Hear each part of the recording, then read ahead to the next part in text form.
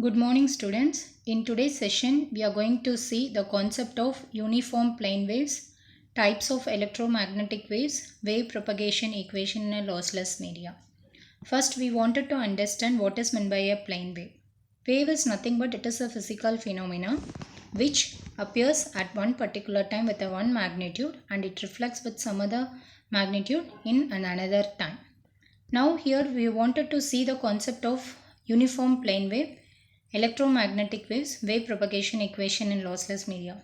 Why this is required in the sense it is one of the application of your electromagnetic field theory where the concept of both the electrostatics as well as the magnetostatics is taken into consideration. First we'll see the definition. The uniform plane wave is defined as the magnitude of electric and magnetic field.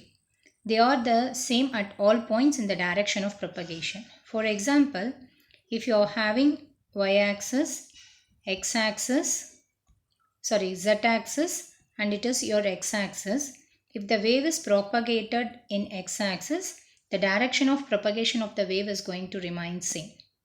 But what is the magnitude? It is a physical phenomenon which appears at one particular time and it ends at another time.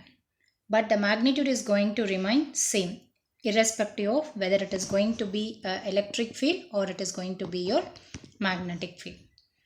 Therefore, uniform plane wave is nothing but it is defined as the magnitude of electric or magnetic field and the direction of propagation that is they are all same at all points in the direction of the propagation.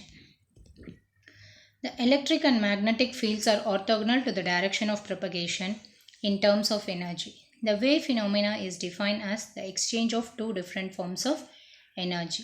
Here, when you are going to consider the electric field and magnetic field, both your electric field and magnetic field are orthogonal. That is, to the direction of your electric field, your magnetic field intensity is going to be perpendicular.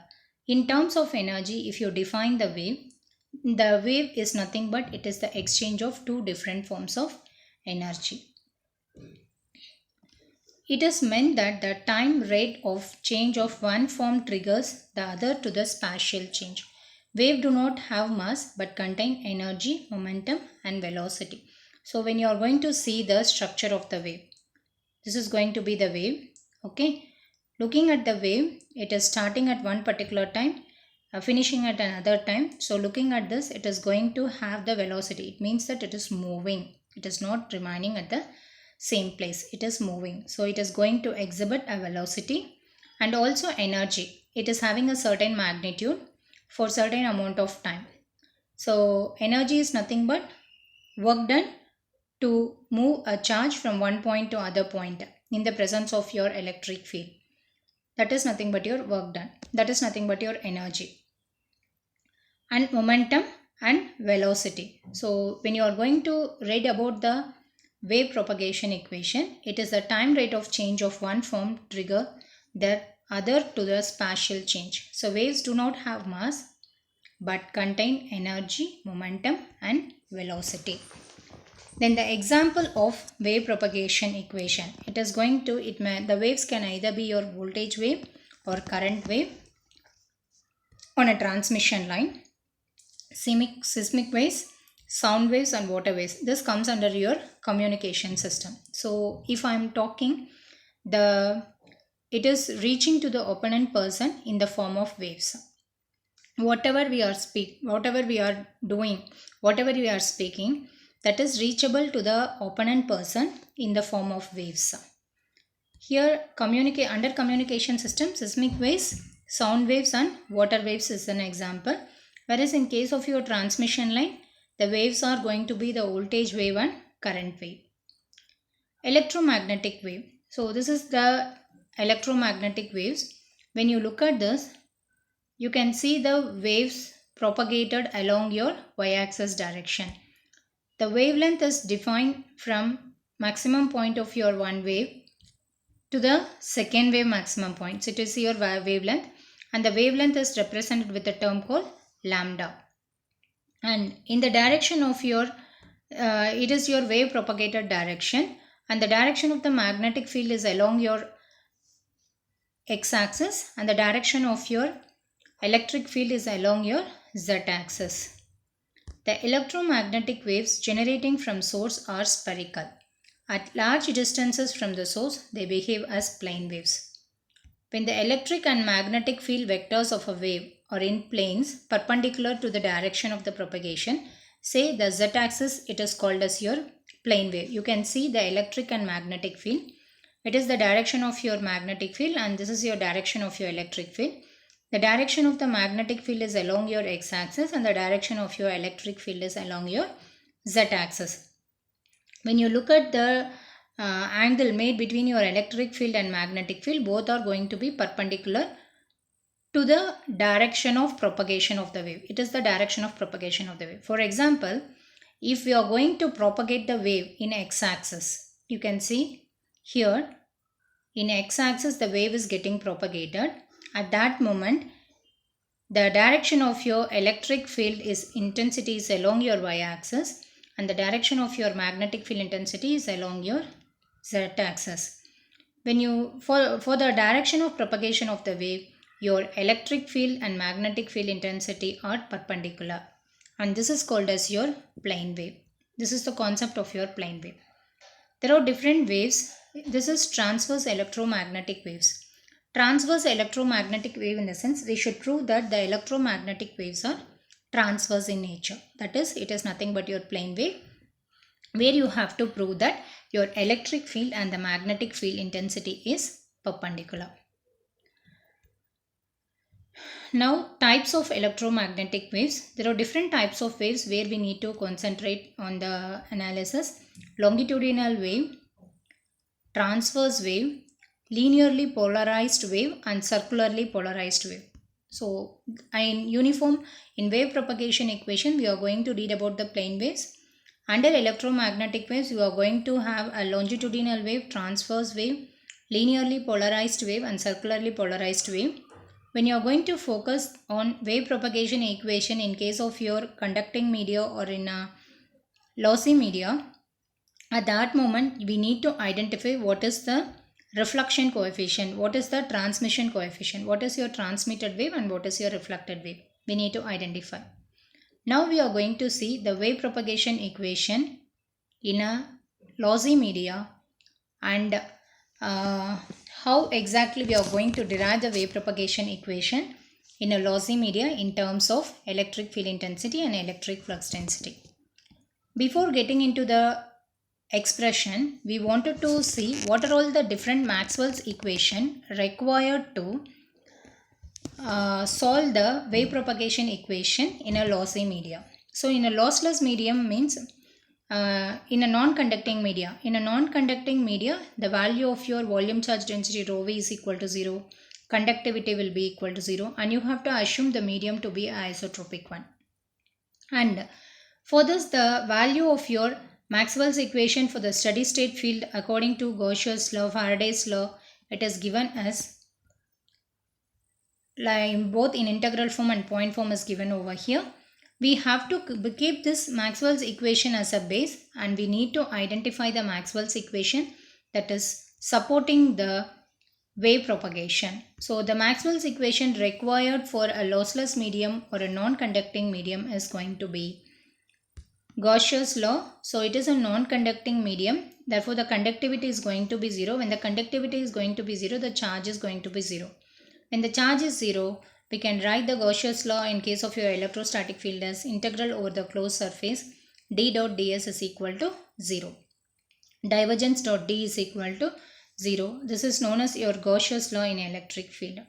Faraday's law. Integral over the closed surface E dot dl is equal to integral over the closed surface dou b divided by dou t. And the point form is curl E is equal to minus dou b divided by dou t.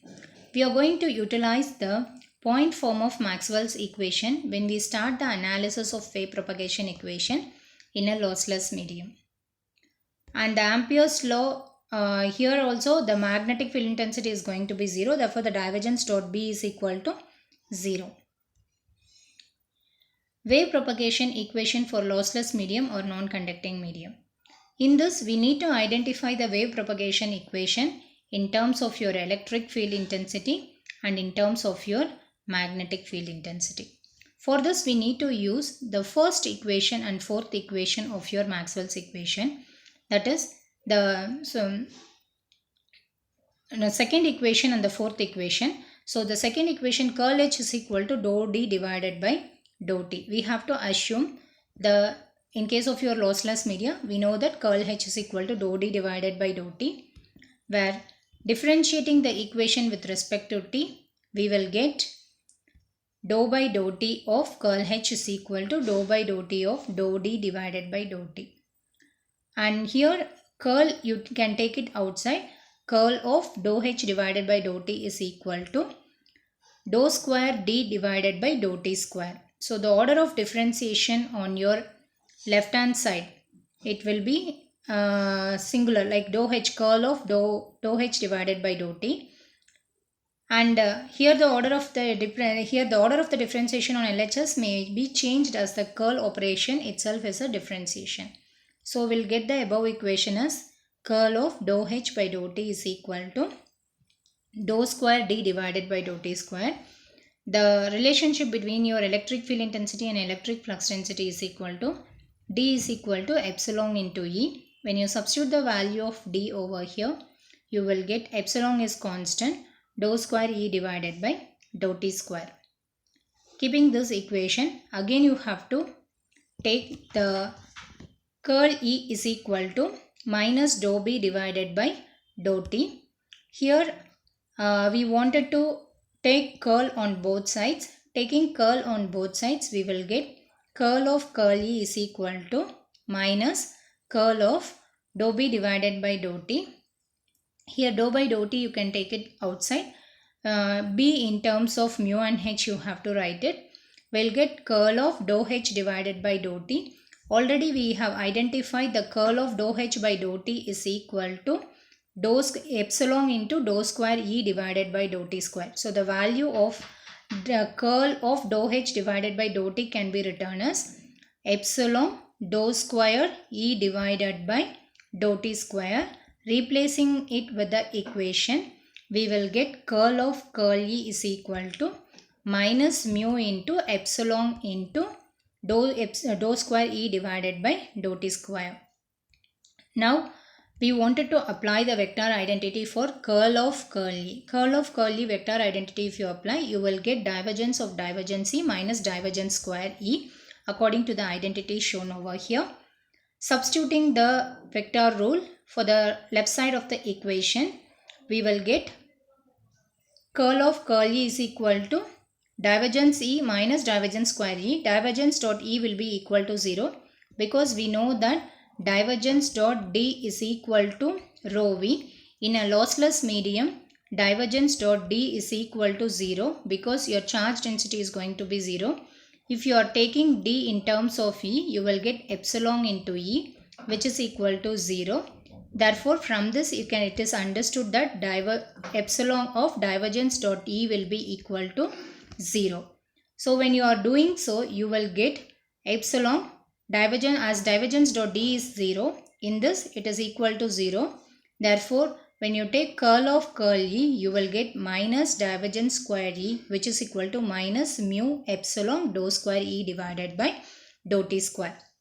It is your wave propagation equation in free space in terms of E. Now we wanted to identify the wave propagation equation in terms of H. For that, the Maxwell's equation, what we need to use is curl E is equal to minus dou B by dou T. Differentiating the above equation with respect to T, you will get dou by dou T of curl E is equal to dou by dou T minus dou B by dou T. Here it is a curl. Your left hand side it is a curl. So you can take the differentiation towards the E factor. When you take it, you will get curl of dou E by dou T is equal to minus mu into dou square H divided by dou T square. Here B in terms of mu and H we are writing.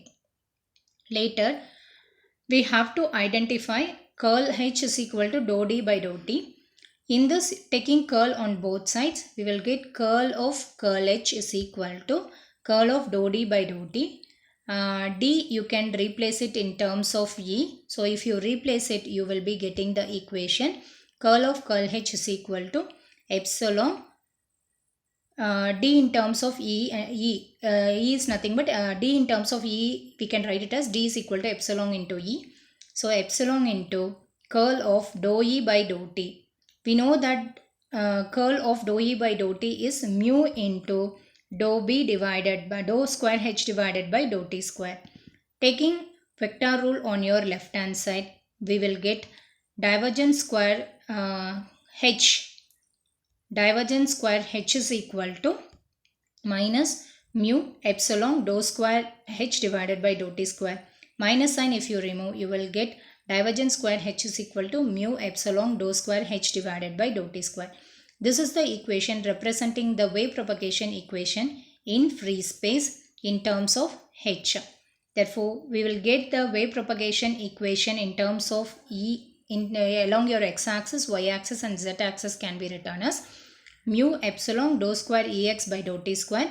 With respect to y, mu epsilon dou square Ey by dou t square, mu epsilon dou square Ez divided by dou t square.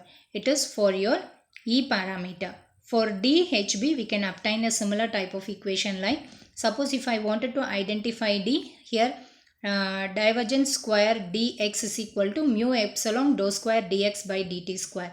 Similarly, we can obtain the same wave propagation equation in terms of h and b. Thank you, students.